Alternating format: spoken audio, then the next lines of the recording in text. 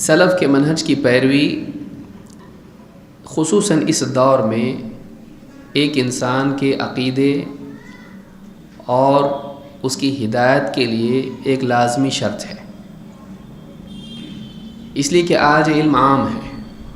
پچھلے زمانوں میں کتابیں کم تھیں، خاص لوگوں کے پاس ہوا کرتی تھیں، اور کسی چیز کو جاننے کے لیے انسان کو دور دراز کا سفر بھی کرنا پڑتا تھا۔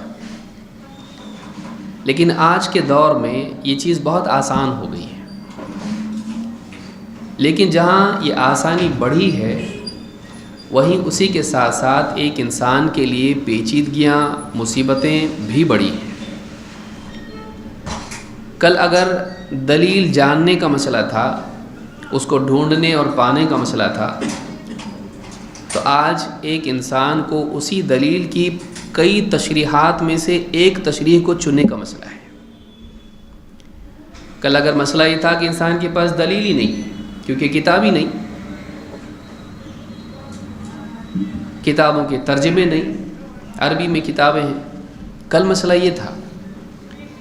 آج میڈیا کے فروغ سے آسانی کے ساتھ دلیل تو مل جا رہی ہے، لیکن اسی دلیل کے ساتھ ساتھ 50 قسم کے ایکسپلینیشنز بھی ہمارے سامنے ہیں۔ ایک آیت کی، ایک حدیث کی تشریح، فلاں ایسا کر رہا ہے، فلاں ایسا کر رہا ہے۔ اب مسئلہ یہ ہو گیا ہے کہ ان تشریحات میں سے انسان کس کو چنے۔ اگر ہم غور کریں تو معلوم ہوگا کہ دلیل کا مسئلہ اتنا نہیں ہوتا ہے جتنا تشریح کا ہوتا ہے۔ اگر ہم غور کریں تو ہم دیکھیں گے کہ پچھلے جتنے بھی فرقے گمراہ ہوئے، جہمیہ، قدریہ، مرجیہ، خوارج، معتزلہ، شیعہ اور اس کے علاوہ جتنے فرقے ہیں، سوال یہ پیدا ہوتا ہے کہ کیا ان کے پاس قرآن نہیں تھا؟ کیا ان کے پاس حدیث نہیں تھی؟ کیا ان کے پاس عربی زبان نہیں تھی؟ یہ سب ان کے پاس تھا، بلکہ بہت سارے لوگ تو حدیثوں کو حفظ کرنے والے تھے، قرآن کے حافظ تھے، لیکن اس کے باوجود وہ اتنے بدترین گمراہ ہوئے کہ علماء نے بعضوں پر کفر کا بھی فتویٰ لگایا، جیسے جہمیہ۔ تو یہ کیوں ہوا؟ یہ دلیل کے نہ ہونے کی وجہ سے نہیں ہوا، یہ دلیل کو غلط طور پر سمجھ کر اپنی پوری زندگی کو اس فہم کے تابع کرنے کی وجہ سے ہوا۔ معلوم ہوا کہ غلط فہمی بھی اتنی ہی خطرناک ہے جتنی لا علمی، بلکہ بعض اعتبار سے غلط فہمی بہت زیادہ خطرناک ہو جاتی ہے، کیونکہ ایک غلط چیز کو جب آدمی صحیح طور سے نہیں سمجھتا ہے، ایک صحیح چیز کو غلط سمجھتا ہے، تو ایسا انسان نہ صرف خود اس پر عمل کرتا ہے، دوسروں کو بھی اس کی دعوت دیتا ہے۔ لا علمی کا احساس جب انسان کو ہوتا ہے تو آدمی کہتا ہے بھائی معلوم نہیں ہے، دیکھنا پڑے گا۔ لیکن ایک صحیح بات کو اگر آدمی غلط طور پر سمجھے تو یہ انسان نہ صرف خود گمراہ ہوتا ہے بلکہ دوسروں کی بھی گمراہی کا ذریعہ بنتا ہے۔ اس کے لیے ضروری ہے کہ ایک انسان جہاں دلیلوں کے جمع کرنے کا اہتمام کرے، وہیں وہ ان دلیلوں کو صحیح طور پر سمجھنے کا بھی اہتمام کرے۔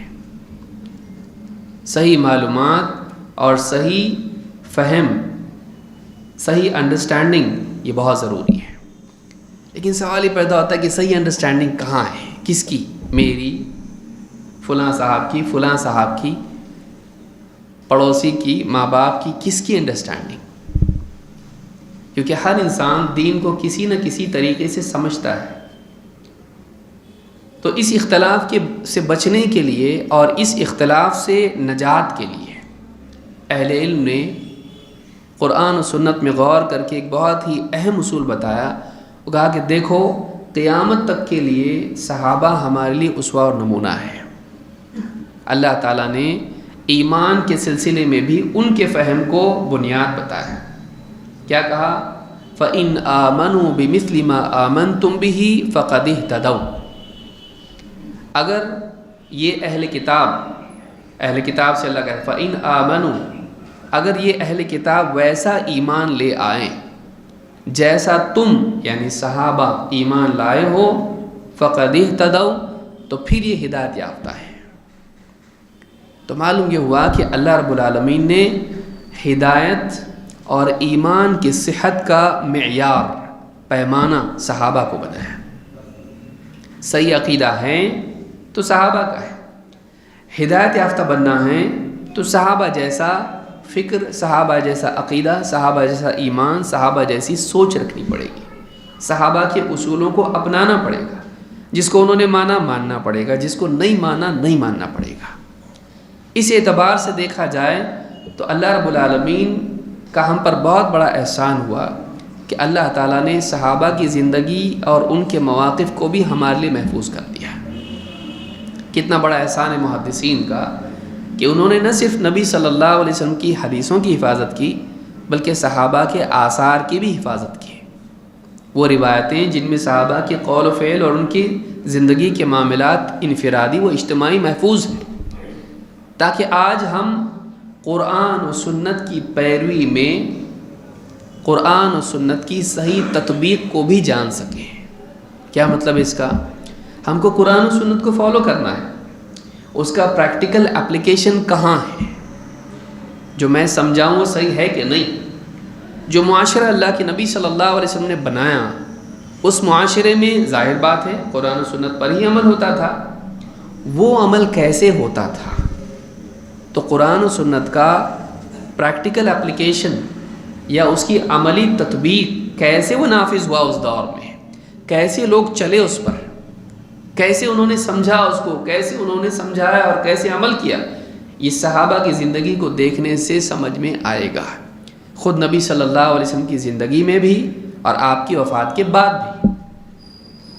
لہٰذا یہاں اہمیت سمجھ میں آتی ہے کہ سلف کا منہج جاننا کیوں ضروری ہے۔ اس لیے کہ کسی کے ذہن میں آ سکتا ہے بھائی سالوں سے دیکھ رہا ہوں یہ سلف کا منہج اس کی اتنی اہمیت ہے کہ ہم اتنا لمبا اس کو کھینچیں کہ سلف کا منہج جاننا اتنا ضروری ہے کہ باقی دوسری چیزیں دین میں نہیں ہیں؟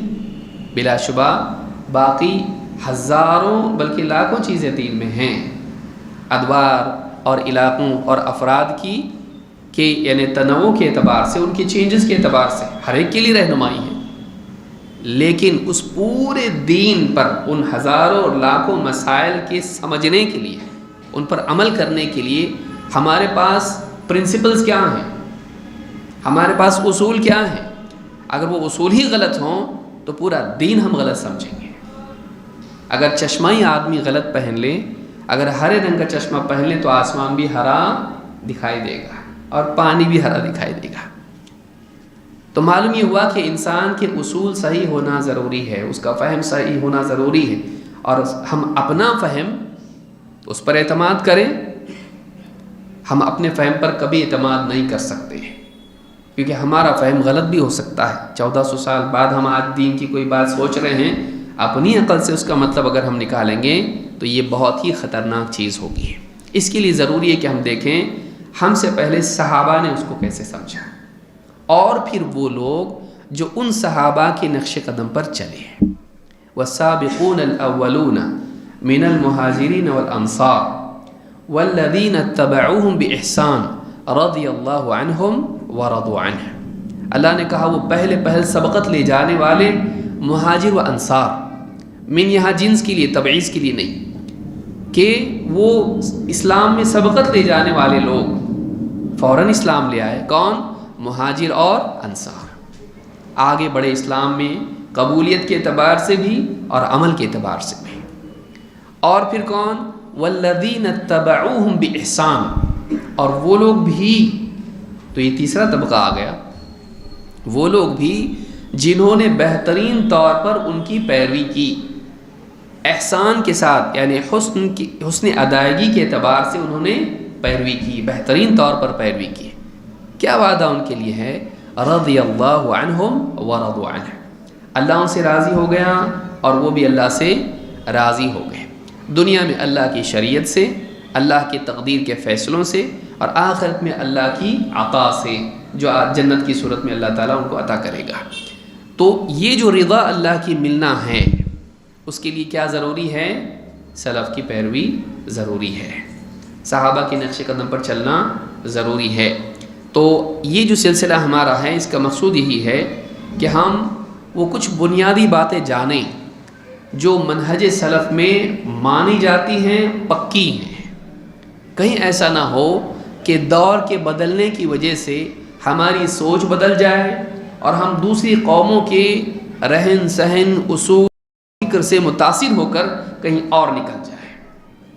تو ہم اس ڈگر پر باقی رہیں، اپنے آپ کو باقی رکھیں جس پر اللہ کے نبی صلی اللہ علیہ وسلم صحابہ کو چھوڑ کر گئے تھے. تو یہ بہت ضروری ہے کہ اس عنوان کی اہمیت کو ہم سمجھیں.